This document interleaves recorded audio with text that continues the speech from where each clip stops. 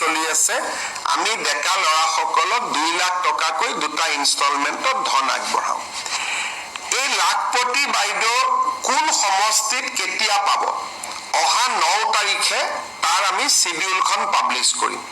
আগষ্ট মাহত কোনে পাব সেপ্টেম্বৰত কোনে পাব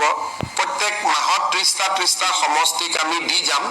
কোন সমষ্টিৰ তালিকা কেতিয়া 9 তাৰিখে আমি ঘোষণা কৰিম আৰু মুখ্যমন্ত্ৰীৰ উদ্যমী আত্মনিৰ্ভৰ অসম অভিযানৰ পুঁজিও আমি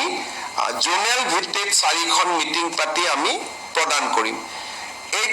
কোন সমষ্টিত কোনে পাব আমাৰ মন্ত্ৰীসভাৰ সদস্যসকলক মই দায়িত্ব দিছো ৰুটিনখন বনাবৰ কাৰণে তেওঁলোকে ৰুটিনখন বনাই দিব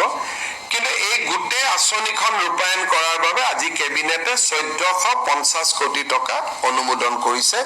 যাতে মুখ্যমন্ত্ৰী মহিলা উদ্যমিতা আঁচনি আৰু মুখ্যমন্ত্ৰী আত্মনিৰ্ভৰ অসম অভিযান আমি ৰূপায়ণ কৰিব পাৰো 3000 কোটি টকা যোৱা বছৰে অনুমোদন দিয়া হৈছিল গতিকে সৰ্বমুঠ 4500 কোটি টকাৰে